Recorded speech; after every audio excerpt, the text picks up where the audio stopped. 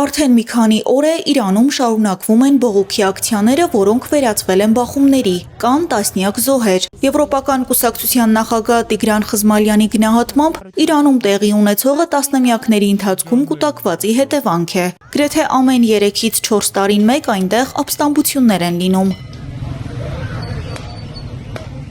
22 թվականին դա կանանց շարժումներ, 17 թվականին ուսանողական շարժումներ, հիմա կատարում է այն, ինչ քաղաքագիտության մեջ անվանում են կատարյալ փոթորիկ, երբ միավորվել են, միացել են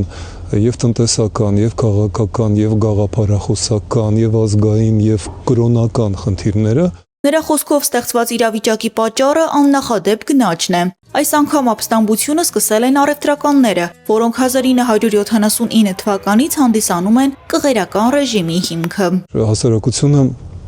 խիստ դժգոհ է, բայց ի տարբերություն նախորդ ապստամբություններին առաջին անգամ այս 47 կներեք տարիների ընթացքում լայն հասարակությունը տեսնում է ելքը այսպես կոչված նախկինների վերադարձի։ Խոսքը թագաժառանգ Ռեզա Շահ Փահլավիի մասին է։ Սա նշանակում է, որ Իրանը կատարում է ոչ թե տնտեսական, այլև աշխարհաքաղաքական բարեփոխում։ Ռեզա Շահ Փահլավին թագաժառանգ ապրում էր Միացյալ Նահանգներում եւ հայտնի է իր ընդգծված բարեդրացական հարաբերություններով արևմուտքի երկրների հետ, Իսրայելի հետ, ոչ բոլորին է դա իհարկե դուր գալիս Իրանում, բայց հնարավոր է, որ առաջնորդի դերը ստանձնելու դեպքում Իրանի շահը կարողանա միավորել այդ բազմազգ, բարդ եւ մեզ համար անչափ կարեւոր պետությունը։ Խզմալյանի կարծիքով Իրանում իրավիճակը ժամ առ ժամ փոխվում է։ Որոշ քաղաքներում արդեն իսկ իշխանությունը չի կարողանում կառավարել այն։ Թեհրանում գիշերը շատ խոշոր ցույցեր են, բանն այն է, որ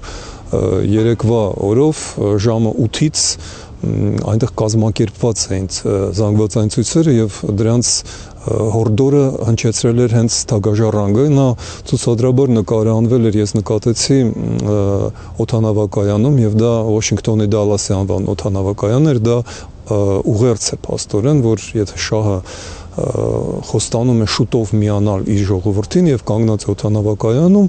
ակնարկը թափանցիկ է։ Ըստ նրա շատ շուտով կտեսնենք փոփոխված Իրան։ Տիգրան Խզմալյանի խոսքով Վենեսուելան եւ Իրանը ցույց տվեցին, որ Միացյալ Նահանգները թողել է փափուկ ուժի ռազմավարությունը եւ անցել ուղիղ ճնշումների։ Լիլիթ Աբրահամյան, Մանուել Ստեփանյան, Ռադար Արմենիա։